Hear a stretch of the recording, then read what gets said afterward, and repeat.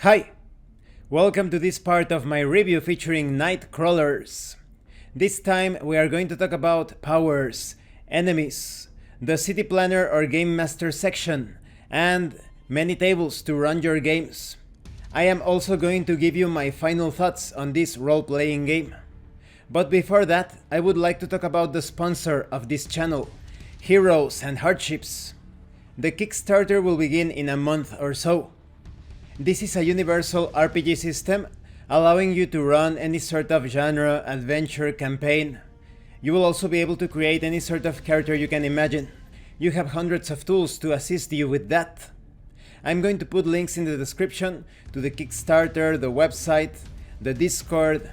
I'm also going to put links to my reviews of the Quickstart guide and the Wallace campaign setting based on the life and exploits of William Wallace. I also recommend that you check out the Tetsubo campaign setting. The information on that will be in the description as well. Now let's continue, starting with powers. Every kindred has a power die that they use to fuel their unnatural powers. It decreases with use, like the usage die. If the power die is ever reduced to 0, a character cannot use powers until it's restored. Each kindred has a different method for restoring their power die, one or more steps, at the city planner's discretion, depending on the severity and risk of the act. When it comes to edges, they are a kindred's supernatural powers that give them an edge up against humanity. To use an edge, first test the stat that corresponds with that you are attempting to do. Then you roll the character's power die to see if it decreases. Reactive edges can be triggered, even if it isn't the player's turn, and it counts as a free action. Players are encouraged to be creative with how they use their edges by making them stronger, altering their effects, etc. Depending on the effect's power, tests can be at a disadvantage. If a roll of 20 is made while using an edge, it temporarily stops working, has the opposite effect, targets an ally, or a similar effect. Now when it comes to magic, warlocks do not have edges, they instead cast magic.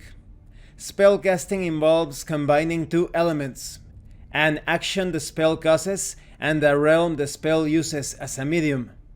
Warlocks can use any action at any time, but they must obtain new realms by gaining levels. Examples of actions would be Detruas, encompassing destroy, weaken, or removing something. There is also Perceptas, encompassing perceiving, understanding, or communicating with something. There is also Transformas, which has to do with transforming or changing something's basic characteristics. Now, when it comes to examples of realms, you have things such as Energio, which has to do with energy like fire, light, wind, sound, and electricity. There is also Morto, which has to do with darkness, death, decay, and the undead. There is also Spirito, which is related to spiritual beings, and the Skinlands. And these are just a few examples. Now, concerning the casting of spells, magic uses the same mechanics as edges, but with a few differences. You use those rules with the following modifications. Spells are cast by combining a realm and an action and making a successful stat test. The dice roll is modified by the spell's target, the desired spell level, and the amount of spells cast. Spells with a mechanical effect, like damage or healing, do 1d6 per spell level. To turn one thing into another, the total effect rolled must equal the difference between the two hit point totals. Spells that affect inanimate objects are generally permanent. Living creatures will eventually revert back to their normal form, though healed damage stays healed. When it comes to ritual magic, rituals are spells learned from tomes or mentors that anyone can cast. A ritual requires an hour to cast and 1d4 magical components related to the spell. The lead caster obtains a beneficial modifier for each caster aiding in the ritual. There is no power die cost associated with rituals, just the casting time and component cost. Let's talk about some of these edges and magical effects. You have Acrid Breath. You expel some sort of harmful substance, such as acid, cold, fire, from your mouth, damaging enemies. There is also Cyber Ghost. You become invisible to recording and monitoring devices. There are also Gremlins, causing electronics and machines to malfunction with a touch. Then you have Petrify, causing a nearby target to turn to stone. There is also Thermokinesis, increasing or decreasing the ambient temperature in a nearby area. And these are just a few examples. Now, when it comes to enemies, you have all of the information concerning their hit dice, the damage that they deal, information on powerful opponents, their reactions. You can randomly determine the reaction of each of these different enemies. The differences between mooks, that is, a city planner can make any enemy into a mook, that is, a nameless weak enemy that dies in one hit. As long as a mook takes 1 point of damage, they go down. They should still be given hit dice to determine how much damage they deal per hit. So you have information on the opponent morale, the random encounters, and to avoid spoilers, I am just going to mention a few of these enemies with minimal information. You have Beat Cops, gang members, you have Helsings, which are kindred hunters. They carry bane weapons when possible. You also have Chuds, gang leaders, Poxwalkers. These are disease-ridden walking corpses. Elementals, Fomori. You have all sorts of enemies here, for all sorts of occasions. Perhaps some of them could serve as allies or neutral parties, but most of them are going to be deadly and hostile. Then we have the City Planners section. This is all about running the game. It contains information on the setting of the game. For example, the Underground. The secret kindred society of the Underground has been around for centuries, and though a handful of mortals are aware of it, most live in blissful ignorance. You also have details on factions. A world like the presented in this role-playing game is a playground for factions of all different types that vie for power. You also have details on the world. Nightcrawlers takes place in a darker version of our modern day, with splatterpunk sensibilities such as intensive horror, dark humor, counterculture alignment, and excessive displays of gore and hyper-violence. There are interesting non-player characters, goals related to the player characters and non-player characters. These are long-term endeavors that are meant to take a few sessions to complete. There's also details on campaigns. Perhaps a crew of evil kindred are looking to control humanity. Maybe a mercenary outfit is loaning their skills to the highest bidder. Or perhaps vigilantes take justice into their own hands. There's information on the sort of rewards that you can handle or introduce in any campaign, such as cash, magic items, reputation, contacts, and the like. And there are many random tables. If you like to play solo role-playing games using a Game Master emulator or any sort of Oracle or solo system, you are going to love these tables. You can determine the names of different bands, like Defiant Days, of the genre Acid Dance. Or maybe the name of the band is Might Gore, with the genre of Electro Country. There are tables with character ideas.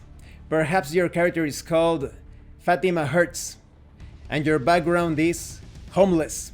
Your style is crust punk. Maybe your character is called Lucky Leon, and he's actually a librarian, and your style is raver. There are also city encounter tables. Maybe a dead body in an alleyway gets up and starts moving. Perhaps a gang of muggers attempts to hold the characters up. Or maybe a doomsday cultist preaches from a street corner. There are also tables covering city locations, such as the graveyard. Shamblers congregate or appear here. Or the mall. built in a gaudy retro style. Or perhaps you obtain the result of amusement park. The veil between here and Skinlands is very thin. There are also tables of factions. Perhaps the name of the faction is Black Clan. The type is drug traffickers, and the agenda is control the city. Perhaps the name of the faction is Iron Horde. Their type is greedy corporation, and their agenda is to destroy artifacts. You also have gangs, or tables to create gangs rather, with names such as Death Heads, and their stick is that they are dabblers in ritual magic. Perhaps there is a gang called Scum Losers, and they work as enforcers for a corporation. You also have a gig generator item table. Perhaps your client is a fanatic that is forced to hide a dead body. Maybe your client is a homeless person that must copy a heirloom. You also have the gig generator target. Maybe your target is an influencer that plans to entrap an elemental. Or maybe it's a punk that wants to kidnap an ex-con. There's also a table featuring interesting people. Maybe you encounter Boone, the demon bartender. This is the oldest demon in the city. Maybe you encounter Harley T, a ghost punk, who seems to know almost everyone. Or perhaps the Mayor, a fairy vigilante, who has vowed to protect all humanity. There's also a nightlife table, with results such as the Great Dane, a gastropub that's pretty far up its own ass. Or maybe you obtain the result of the Midnight, hipster bar that serves beer by the tankard. There is also a table to determine what you find on a body, perhaps on a corpse, or when you are trying to pickpocket someone. Perhaps you encounter earbuds, blasting a playlist of grunge music. Perhaps you find a plastic container, holding a human finger on dry ice within. Or maybe a set of dice. And this concludes this review of Nightcrawlers. Now, what do I think about this role-playing game? This gets my highest recommendation. If you like D20 based systems, but you feel like there is too much bookkeeping in your standard D20 game, because this is running on the Black Hack, this is a heavily streamlined version of a D20 RPG. So it is incredibly easy to run this game. The rulebook itself is quite robust. You have information to create fun characters. You have edges, you have spells, you have powers, characteristics, traits. So there is a bit of customization while keeping things simple. The equipment is adequate. The gameplay is very smooth, as I mentioned before. Combat is easy to handle, the hazards, the powers, everything is going to be a breeze and very fun. A fun breeze. And the concept of playing as monstrous characters, outcasts, lends itself for plenty of adventures. The setting itself has some brief information about it, but there is still plenty of room for you to insert your own places, be it fictional places or real places. So there are always going to be problems to solve. And the characters, because they are monsters and outcasts, they will have no shortage of enemies. So my highest recommendation for the Nightcrawlers RPG. Thank you for watching my review. If you have any comments or questions, please let me know. And thank you so much to those of you that have been going the extra mile to support the channel.